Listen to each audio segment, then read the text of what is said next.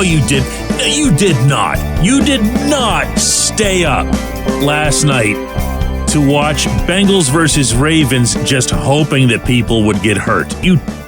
There's no way. Good morning to you. Good Friday morning. I'm Dejan Kovacevic of DK Pittsburgh Sports, and this is Daily Shot of clearing your conscience about how you support the Steelers. I also happen to do daily shows on the local hockey and baseball franchises, the Penguins and the Pirates, and I hope you'll check those out as well. There were injuries, big-time injuries. Joe Burrow has what Zach Taylor would eventually describe as a sprained wrist. It looked worse than that. He couldn't even grip a football. He tried at one point to grip and just toss on the sideline, and the ball just plopped down out of his hand, and he looked at his hand in exasperation. We'll see how that goes. Of course, they're next for the Steelers after playing this weekend in Cleveland. Mark Andrews, the outstanding tight end in Baltimore, probably lost for the season. An ankle injury John Harbaugh acknowledged after the game. Lamar Jackson had his own injury, an ankle as well, and he really downplayed that afterward at the podium. So nothing's going to happen to Lamar, but losing Andrews is a wow. For a team that's not going to ever naturally look very comfortable from the passing standpoint, they've always had the big tight end. They've always had the big pass-catching tight end from Todd Heap onward, and this is a loss. This is a loss. Burrow is a loss. Deshaun Watson being gone is a loss. Whoever Cleveland's number 2 quarterback being gone is a loss. The division is now pretty much bereft of quarterbacks, right? At least depending on how Lamar bounces back. You always need to wait till the next day to see how something actually feels and to what extent adrenaline carried you through it. It did not look good when the ankle turned initially in the first quarter for him. And then there's the Steelers. They have the quarterback that they want. He's mostly healthy. His offense is about to become as healthy as it's been since the beginning of the season, pending the very welcome return of Pat Freiermuth and possibly even throws to the middle of the field. Deontay Johnson is practicing, as did Freiermuth yesterday. You've got your Calvin Austin, Anthony McFarland options. Both of your running backs, Jaylen Warren and Najee Harris, are fine. Your whole offensive line is fine. Okay. All right. Well, here's my really deep, incisive commentary for the day. Get it done. You know? Get it done. Go out there against a defense that, for all the praise that the Browns get on that side of the ball, and I'm sure it's richly deserved whenever they face anybody else. But when I see them with my own eyes, when I see Myles Garrett with my own eyes, I don't see much. I'm not sure why that is. I guess you could give some of the credit, obviously, to Dan Moore. Maybe there's something schematic. Maybe there's something because they're in the division that Mike Tomlin and or Terrell Austin do a better job of scheming against them because you're so used to them. But they don't floor me. Pickett threw for 200-plus yards against those guys. You know that when Pickett throws for 200-plus yards, you know what the Steelers' record is? Yeah, 4-0. 4-0. And he hasn't been good. In fact, none of the offense has been good until the running game over the last couple of weeks. So go get it done. Go get it done. Go out into that stadium with that pound of animals at the far end and the 73,000 orange seats and everybody going berserk. with the sea of tailgating and parking lots as you're approaching the stadium in the morning, and I mean the wee hours of the morning, it's quite the scene. Cleveland has always been really, really good like that, including when those poor people were out there freezing to watch 0-16 seasons. Go get it done. Throw over the middle. Stop being so afraid. Stop tiptoeing with every little thing you do. Stop fearing the turnover. At some point, you just gotta play football. You are not going to have this offense, this group of offensive players get better by having them run around with leashes on their collars. It's not going to happen. It's never happened in the history of professional sports. It's not about to start here. Let them make some mistakes. They're right there by the lake. It's the perfect place for mistakes. Go ahead. Throw a couple of picks. Throw a pick six. Big deal. Get better. Improve.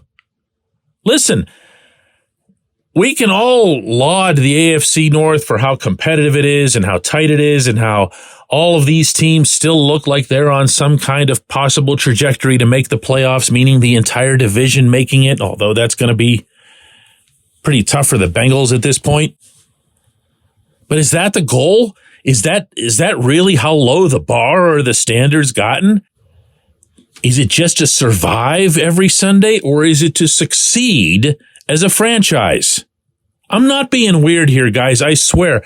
I really believe this is the underpinning for most of the things that you see with this team that you don't like. There's close to zero risk taking, and you can pat anyone you want on the back for the fact that they've gone, I don't know, it's either 4 or 5 games right now without turning the ball over, without an interception or a lost fumble. Great. Wonderful. Are you getting better as an offense? Who that's listening to this show right now could possibly be nodding when I ask if they're getting better as an offense? Better as a running game? Yes. Better in terms of Broderick Jones replacing Chuks Okorafor? Yes. But better as an overall offense? No, no, no, no, and no.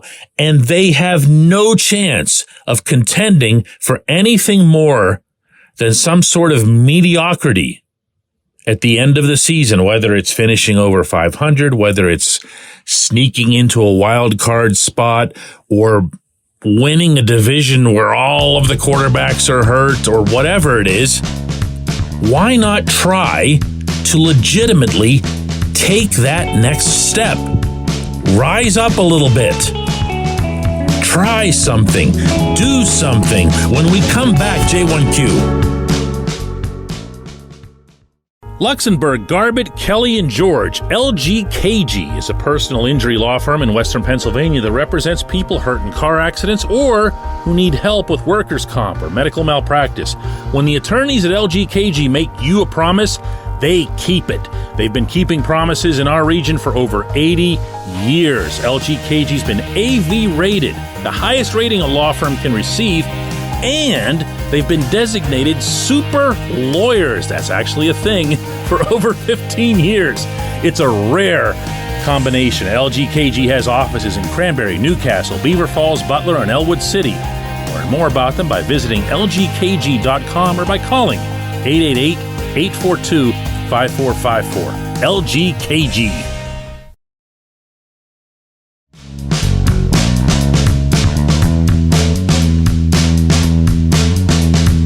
Today's J1Q comes from Clayton, who says, DK, while the Kenny Pickett saga thus far hasn't played out the way everyone had hoped, I still think there's a lot of stuff to be excited about.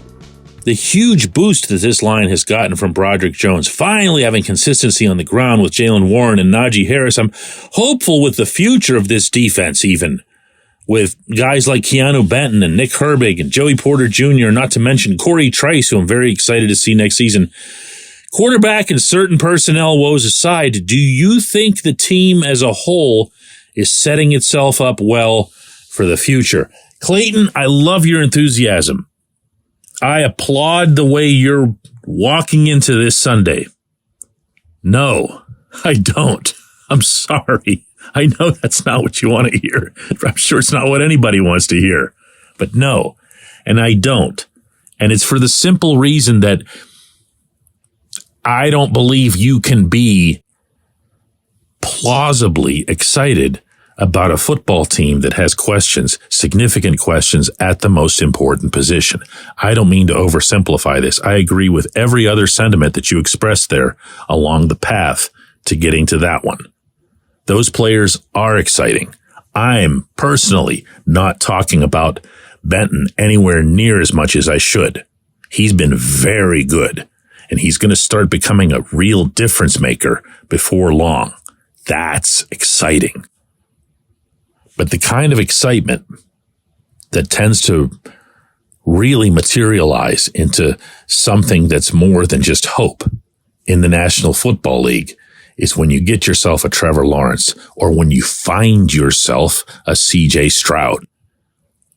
I covered a game in Jacksonville after Lawrence was drafted, but while they still had that college guy coaching them who was just awful and once again demonstrates the massive chasm that exists between minor league football and major league football.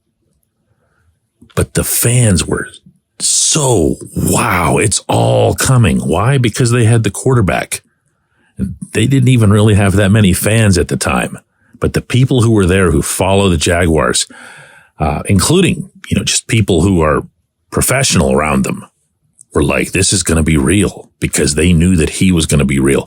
In Houston, and of course I did a game down there this season, you'll most unfortunately recall, it was very similar, except that Stroud's early success was leading to at least some team success. He was able to pick up some not so good players around him and turn them into something. No excuses for him, by the way. No this or that about the supporting cast or the coaching or the coordinating or whatever. He just got bang like that. Results. That's exciting. That's when you see people really, really get stoked. And I'm going to remind you, and I know people really can't stand when I bring this up, but I'm doing this one for a reason, I promise. I'm going to remind you that in the preseason, that's what you were most excited about. Yeah, there were all these other draft picks and everything else, whatever, but watching Kenny just go right down the field, zip, zip, zip, zip, zip, methodically, with accuracy, with a little bit of swagger to him. All those first drive touchdowns, or first two drives, both touchdowns, the perfect preseason played out in front of your eyes. And what had you the most excited was the quarterback. I really don't think I'm stretching to assume this. That's got to get straightened out. It's got to, and it will not get straightened out if some chances aren't taken. I appreciate the question. I appreciate everybody listening to Daily Shot of Steelers today, all week long, all season long. I'm heading up to Cleveland tomorrow after I enjoy Light Up Night in downtown Pittsburgh. Let's do this again Monday.